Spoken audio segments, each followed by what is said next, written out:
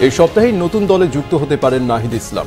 দেশকে অন্ধকার থেকে তুলে আনতে সময় না দিলে দায় রাজনৈতিক দলগুলোর, সমাজ কল্যাণ উপদেষ্টার মন্তব্য।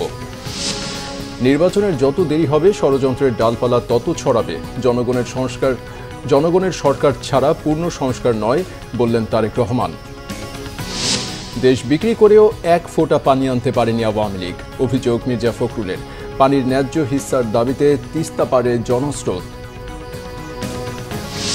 স্বৈরাচারী শাসন থেকে গণতান্ত্রিক দেশে উত্তরণে বাংলাদেশকে সহযোগিতা দেবে ইইউ। বাংলাদেশিদের জন্য সম্মানজনক মাইগ্রেশনের আশ্বাস রাষ্ট্রদূতের। দেখছিলেন ক্রাউন সিমেন্ট সংবাদ শিরোনাম। চলতি সপ্তাহের মধ্যে নতুন দলের সাথে যুক্ত হওয়ার ইঙ্গিত দিয়েছেন তথ্য সম্প্রচার উপদেষ্টা নাহিদ ইসলাম। সোমবার ডিসি সম্মেলনে এসে এই ইঙ্গিত দেন তিনি। তবে আনুষ্ঠানিক সিদ্ধান্ত নেয়ার আগে অনুমান নির্ভর যে তথ্য ছড়ানো হচ্ছে সেটি ঠিক না বলেও মন্তব্য করেন তিনি।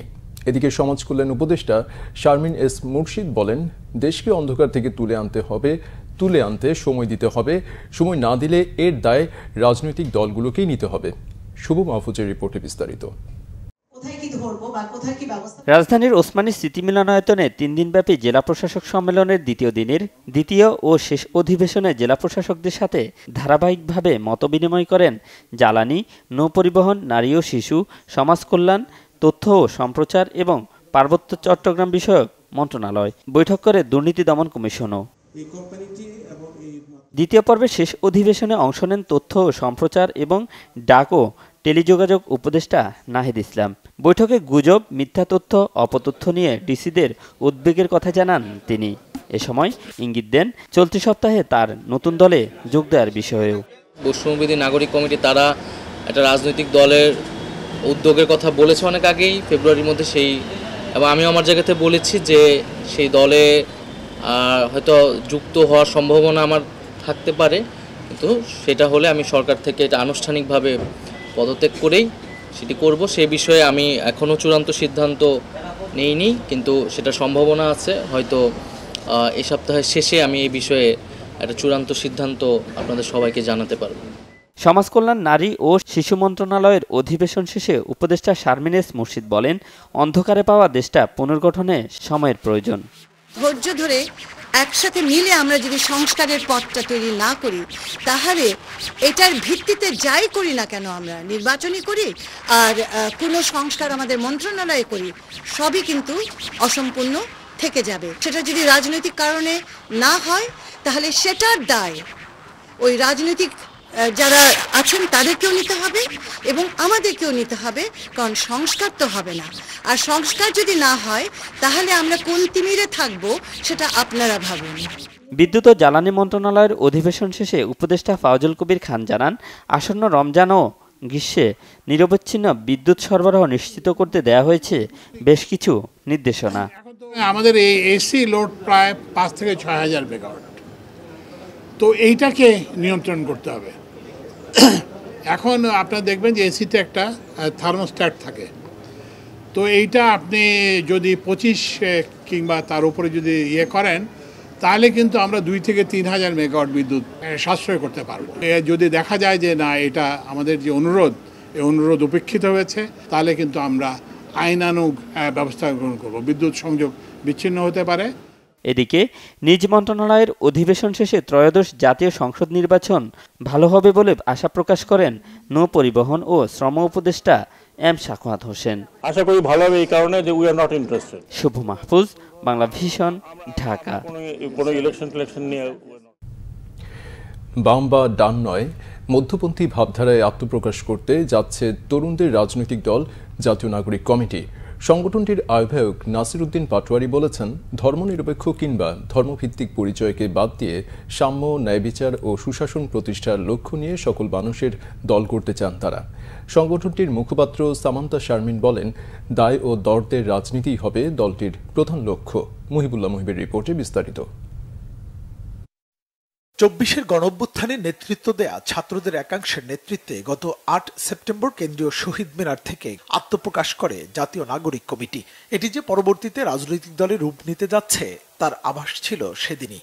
ফেব্রুয়ারির তৃতীয় সপ্তাহে আনুষ্ঠানিকভাবে রাজনৈতিক দল হিসেবে আত্মপ্রকাশের ঘোষণা দেন জাতীয় নাগরিক কমিটির নেতারা। ৪৭ সালের পাকিস্তান আন্দোলন গতানুগতিক ধারার বাইরে এসে কেমন হতে যাচ্ছে নতুন দল? সংগঠনটির নেতারা বলছেন, তারুণ্য নির্ভর এই দলটি হবে দেশের প্রচলিত রাজনৈতিক দলগুলোর চেয়ে সম্পূর্ণ আলাদা। একটি মধ্যপন্থী দল বাংলাদেশে নিয়ে আসতে চাচ্ছি, যে মধ্যপন্থী দল একটি বিগ টেন পার্টি বা বিগ আমব্রেলার পার্টি, যেখানে সব ধরনের মানুষই থাকবে, যাদের এই বাংলাদেশের জন্য তারা কাজ করবে। আমরা কোনো আদর্শিক বাইনারির মধ্যে যাব না।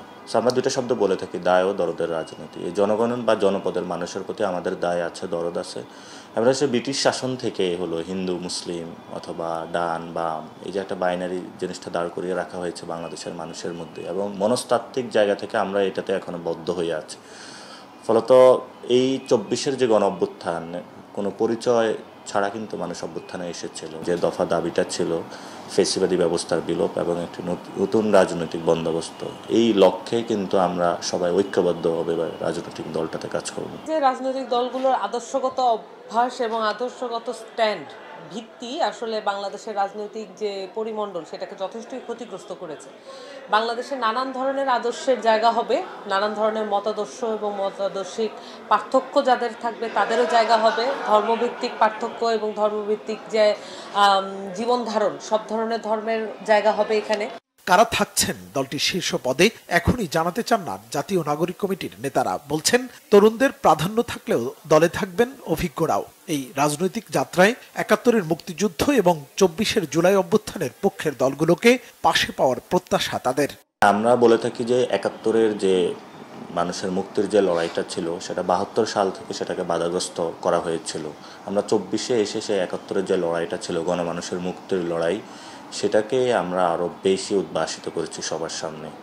ফলত এখানে ২৪ এবং ৭১-এ যারা বাইনারি সৃষ্টি করার চেষ্টা করতেছে বা করার প্রশ্নগুলো তুলছে, আমরা ওই জায়গা থেকে বলি যে এরকম কোনো সংশয় বা দ্বিধা থাকা উচিত না, বরঞ্চ আমরা বলি ৪৭ সাল, ৭১, ৯০, ২৪ একই ধারাবাহিক লড়াইয়ের অংশ, এবং সে ৭১-এর যে সাম্য মানবিক মর্যাদা এবং ন্যায় বিচার, সেই লড়াইটার রিক্লেমেশন যে প্রজেক্ট, সেটাই ২৪-এ এসেছে আমাদের সবার সামনে। রাজনৈতিক দল যারা এখন আসছে তারাও আসলে রাজনৈতিক দলের জায়গা থেকে এই বিচার এবং সংস্কারের প্রশ্নটাকেই প্রাধান্য করবেন, কিন্তু নির্বাচনের প্রসঙ্গ অবশ্যই এখন এটা প্রাসঙ্গিক থাকবে, কিন্তু বিচার এবং সংস্কারের সাথে কোনোভাবে এটাকে কনফ্লিক্টিং অবস্থায় বা মুখোমুখি অবস্থানে নেওয়া যাবে না। তো আমরা মনে করি যে নির্বাচনের যে প্রসঙ্গ, আমরা মনে করি যে এই বিচার সংস্কার এই কাজগুলো করতে থাকলেই আমরা দেখতে পাবো যে গণপরিষদ নির্বাচন কি পরিমাণে জরুরি হয়ে ওঠে। আগামী ডিসেম্বরে জাতীয় নির্বাচনের সম্ভাব্য সময় জানিয়েছেন অন্তর্বর্তী সরকারের প্রধান উপদেষ্টা। সেই হিসেবে দ্রুতই নির্বাচনে লড়তে হবে জাতীয় নাগরিক কমিটিকে। নির্বাচনে কতগুলো আসনে প্রার্থিতা দেওয়া হবে তা এখনই স্পষ্ট করতে পারছেন না এই সংগঠনটির নেতারা। মুহিবুল্লাহ মুহিব, বাংলা ভিশন, ঢাকা। দলের পর এবার বৈষম্য বিরোধী ছাত্র আন্দোলনের উদ্যোগে আসছে নতুন ছাত্র সংগঠন। এটি হবে মধ্যপন্থী আদর্শিক রাজনীতির বাইরে গিয়ে অন্তর্ভুক্তিমূলক ছাত্র রাজনীতির বিষয়টি নিশ্চিত করবে। বিকালে ঢাকা বিশ্ববিদ্যালয়ের মধুর ক্যান্টিনে বৈষম্য বিরোধী ছাত্র আন্দোলনের সমন্বয়ক আবু বাকের মজুমদার জানান, শিক্ষার্থীদের অধিকার আদায়কে প্রাধান্য দিয়ে সংগঠনটি তাদের কার্যক্রম শুরু করবে। ৫২-র ভাষা আন্দোলন, ৬৬, ৬৯-এর আকাঙ্ক্ষার প্রতিফলন থাকবে নতুন রাজনৈতিক দলে। সমন্বয়ক বাকের জানান, লেজুর বৃত্তি রাজনীতি করবেন না তারা। ইন্টারনাল চাঁদা দিয়েই পরিচালিত হবে সংগঠনটি। আগামীকাল পর্যন্ত নতুন ছাত্র সংগঠনের বিষয়ে জনমত জরিপ ও সদস্য সংগ্রহ চলবে অনলাইন অফলাইনে। সংগ্রাম ও স্বাধীনতার ইতিহাসকে স্বীকার করে এবং ৪৭, ৫২, ৬২, ৬৬, ৬৮, ৬৯, ৭১, ৯০ এবং ২৪-এর সকল গণ আন্দোলন এবং ছাত্র জনতার সংগ্রামী চেতনা থেকে ভিত্তি করে ছাত্র রাজনীতি আমরা সক্রিয় করব। জনমত জরিপ চলছে, জনমত জরিপের ভিত্তিতে আমাদের অগ্রগতি সাপেক্ষে আমরা এই সিদ্ধান্তটি নিব। এবং দ্বিতীয়ত যে প্রশ্নটি করেছেন যে দলের নাম কি হতে পারে, এটি নিয়েও আমরা আসলে সাধারণ শিক্ষার্থীদের কাছ থেকে মতামত চাই এবং সেই সাথে সাথে আমরাও আসলে চিন্তা করছি যে দলের নাম কি হতে পারে। এই বিষয়ে এখনো আমরা কোনো চূড়ান্ত সিদ্ধান্ত নেইনি। বিএনপির ভারপ্রাপ্ত চেয়ারম্যান তারেক রহমান বলেছেন, নির্বাচনের যত বেশি দেরি হবে ষড়যন্ত্রের ডালপালা তত ছড়াবে। পালিয়ে যাওয়া শক্তি তাদের অবৈধ সম্পদ ষড়যন্ত্রে ব্যয়ের সংখ্যাও জানান তিনি। তারেক রহমান বলেন, জনগণের প্রত্যক্ষ ভোটে নির্বাচিত প্রতিনিধি ছাড়া কোনো সংস্কারই পূর্ণ বাস্তবায়ন সম্ভব নয়। রিপোর্ট করছেন সিকান্দার রেমান। ছবিগুলো আমাদের কাছে 24-এর ছাত্র জনতার গণ আন্দোলনে পেশাগত দায়িত্ব পালনের সময় বিভিন্ন গণমাধ্যমে কর্মরত আহত ফটো সাংবাদিক এবং তাদের পরিবারের সাথে মত বিনিময় করেছেন বিএনপির ভারপ্রাপ্ত চেয়ারম্যান তারেক রহমান। রাজধানীর খামারবাড়ি কৃষিবিদ মিলনায়তনে আমরা বিএনপি পরিবার এই কর্মসূচি বাস্তবায়ন করে। এ সময় রাষ্ট্র সংস্কার নিয়ে কথা বলেন বিএনপির ভারপ্রাপ্ত চেয়ারম্যান তারেক রহমান। যে যতক্ষণ পর্যন্ত জনগণের ডাইরেক্ট রিপ্রেজেন্টেটিভ দেশ পরিচালনার দায়িত্ব না পাবে, তাদের হাতে দেশ পরিচালনার দায়িত্ব না আসবে, ততক্ষণ পর্যন্ত কোনোভাবেই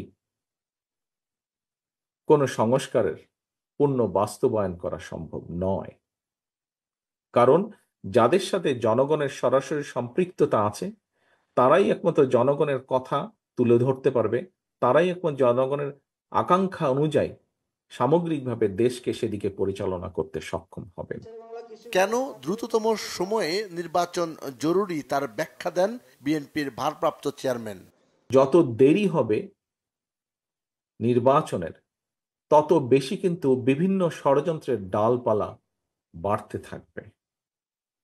বিভিন্নভাবে সমাজের মধ্যে বিভিন্নভাবে কথাবার্তা, এখনই বিভিন্ন রকম কথাবার্তা আস্তে আস্তে ছড়াচ্ছে যে যারা পালিয়ে গিয়েছে এই দেশ থেকে, তারা এই দেশের মানুষের বিপুল পরিমাণ সম্পদ লুট করে নিয়ে গেছে।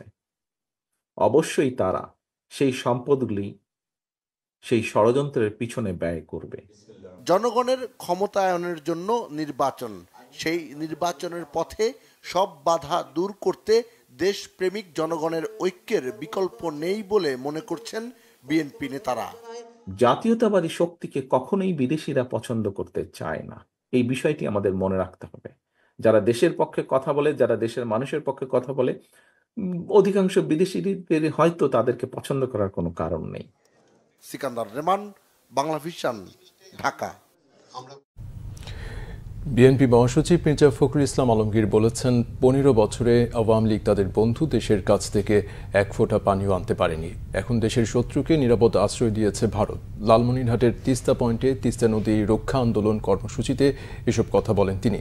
রংপুর থেকে জুয়েল আহমেদের রিপোর্ট, ক্যামেরায় শাহনিওয়াজ জনি। প্রাণের দাবি আদায়ে সকালেই তিস্তা পাড়ে ছুটে আসেন নদী তীরের মানুষ। ফাগুনের ভর দুপুরে মানুষের ঢল নামে সমাবেশ স্থলে। তিস্তার পানির ন্যায্যতা খনন প্রকল্প বাস্তবায়নের দাবিতে সমাবেশ রূপ নেয় জনসমুদ্রে। 48 ঘন্টার এই কর্মসূচিতে অধিকার আদায়ের প্রত্যাশা তিস্তাপাড়ের হতভাগ্যদের। ভারতরা অনেক ক্ষতি করতেছে, এখন আমরা তিস্তায় আসছি, যতক্ষণ আমাদের দাবি পূর্ণ হবে না ততক্ষণ আমরা যাব না। এখানে আন্দোলন করব আমার দাবি নিয়ে, আমরা দাবি পূর্ণ না হলে আমরা বাড়ি যাব না। এখন পর্যন্ত এই তিস্তার ন্যায্য হিসাব আমরা পাবো না, যতক্ষণ পর্যন্ত তিস্তা ভাঙন রোধ বন্ধ হবে না ততক্ষণ পর্যন্ত আমরা এই তিস্তা ছাড়বো না।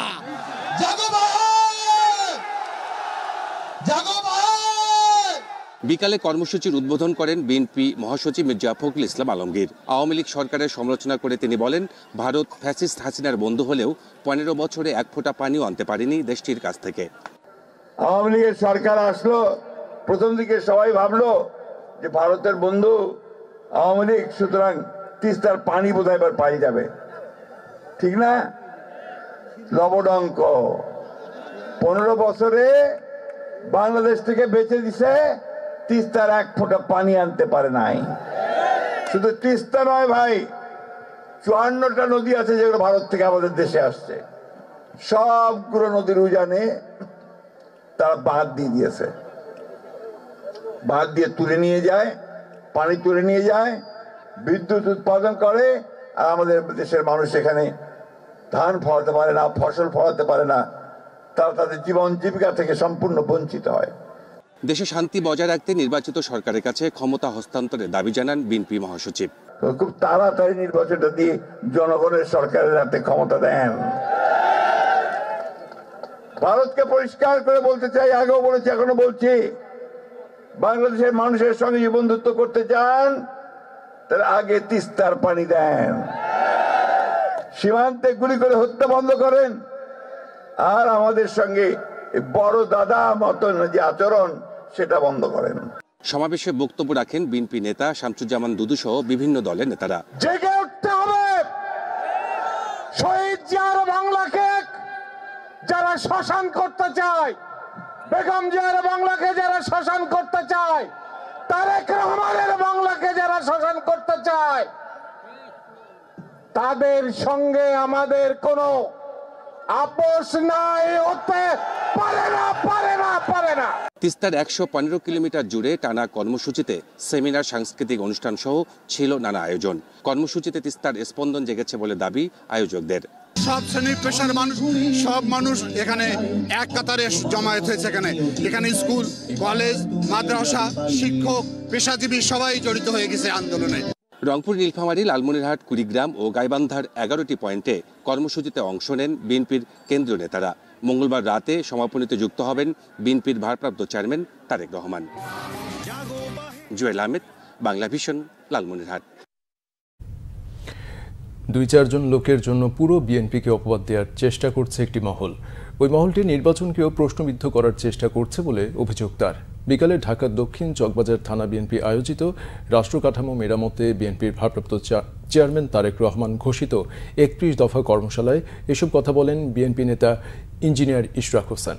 আরও জানাচ্ছেন শুভ খান। বিএনপির ভারপ্রাপ্ত চেয়ারম্যান তারেক রহমান আগামী নির্বাচনের আগেই রাষ্ট্র মেরামতের ৩১ দফা ও জনসম্পৃক্ততা কর্মসূচি সর্বস্তরের মানুষের কাছে পৌঁছে দিতে দলীয় নেতাকর্মীদের নির্দেশনা দেন। সে নির্দেশনা মেনে বিএনপি নেতাকর্মীরা থানায় থানায় ৩১ দফা কর্মশালার আয়োজন করে চলছে অনেক আগে থেকেই। সোমবার বিকালে রাজধানীর চকবাজার থানা বিএনপির উদ্যোগে ৩১ দফা কর্মশালার অনুষ্ঠান হয়, যেখানে ৩১ দফার বিভিন্ন দিক তুলে ধরেন বিএনপি নেতা ইঞ্জিনিয়ার ইশরাক হোসেন। এ সময় নেতাকর্মীদের উদ্দেশ্যে তিনি বলেন, এই ৩১ দফা ঘরে ঘরে পৌঁছে দিতে হবে। আমাদের দল বাংলাদেশ জাতীয়তাবাদী দল একটি বিশাল বৃহৎ দল, আমি বলি এটা একটা মহাসাগর। তো এখানে কিছু ২-৪ জন লোকের জন্য পুরো দলকে যে একটা মিথ্যা অপবাদ দিয়ে মিথ্যা প্রচারণার মাধ্যমে আমাদেরকে ক্ষতিগ্রস্ত করার যে অপচেষ্টা, ৫ তারিখের পরে আমাদেরই সাথে যারা লড়াই সংগ্রাম করেছে ফ্যাসিবাদের বিরুদ্ধে, তারাই আবার এখন আমাদেরকে অপবাদ দেওয়ার চেষ্টা করছে। এই প্রবণতাটা আমরা লক্ষ্য করছি। মানে তারা নিলে হাদিয়া আর অন্য কেউ নিলে চাঁদা, এই ধরনের একটা বিষয় চলে আসছে। তা আমি আপনাদেরকে বলতে চাই, তাদের উদ্দেশ্য, তাদের লক্ষ্য, তারা এখন নির্বাচনকে বিলম্বিত করার চেষ্টা করছে। এটার মাধ্যমে তারা মনে করছে যে তারা বিএনপির জনপ্রিয়তাকে ধস নামাতে পারবে এবং আমাদের আসন সংখ্যা এবং আমাদের ভোট কমাতে পারবে। বাংলাদেশের ইতিহাসে কোন দল রয়েছে যেখানে সর্বোচ্চ পর্যায় থেকে আমাদের নির্দেশ দিয়ে প্রায় ২,০০০-এর মতো নেতাকর্মীকে শোকজ করা হয়েছে, বরখাস্ত করা হয়েছে। ৩১ দফা নিয়ে আলোচনা করেন বিএনপির মহানগরের নেতারাও। আধুনিক রাষ্ট্র মেরামতের যেই সনদ, অত্যন্ত গুরুত্বপূর্ণ সনদ, কিভাবে আগামী দিনে রাষ্ট্র পরিচালিত হবে সেই বিষয়ে প্রত্যেকটি পাড়া মহল্লায় ঘরে ঘরে সকলকে শিক্ষা দিবেন। এর জন্য প্রয়োজনে থানায় থানায়, ওয়ার্ডে ওয়ার্ডে ছোট ছোট আকারে কর্মশালা হবে। সেখানে স্বল্প সংখ্যক মানুষ হলেও তাদেরকে আপনার শিক্ষা দেবেন। বিএনপি ক্ষমতায় আসলে ৩১ দফার ভিত্তিতে দেশ গঠন করা হবে বলেও মন্তব্য করেন বিএনপির নেতারা।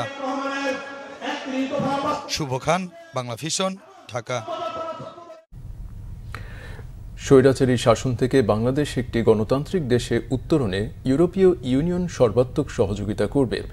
বিকেলে রাজধানীর বারিধারায় কসমস ফাউন্ডেশন আয়োজিত বাংলাদেশ ইইউ সম্পর্ক শীর্ষক এক সভায় এ কথা জানান সংস্থাটির অ্যাম্বাসেডর মাইকেল মিলার। সংস্কার কমিশন ভালো কাজ করছে উল্লেখ করে মিলার অন্তর্বর্তী সরকারকে সংস্কারের সহায়তার পাশাপাশি রাজনৈতিক স্থিতিশীলতা ও গণতন্ত্রের স্বার্থে বাংলাদেশের পাশে থাকবে ইইউ। এছাড়া বাংলাদেশের সংস্কার প্রক্রিয়ায় ইউরোপীয় ইউনিয়ন সর্বাত্মক সহযোগিতার কথা জানায়। ইউরোপীয় ইউনিয়ন বাংলাদেশিদের জন্য সম্মানজনক মাইগ্রেশন চায় উল্লেখ করে তিনি বলেন, ইউরোপের শ্রমবাজারে স্বাস্থ্য ও প্রযুক্তি খাতে যথেষ্ট কর্মসংস্থানের সুযোগ আছে, তবে সম্মানজনক ও বৈধ মাইগ্রেশন দেখতে চায় ইউরোপীয় ইউনিয়ন। বাংলাদেশ প্রতি বছর ইইউর বাজারে $23 বিলিয়ন রফতানি করে উল্লেখ করে তিনি বলেন, রাজনৈতিক উত্তরণের সময়ে ইইউ বাংলাদেশের সঙ্গে আছে।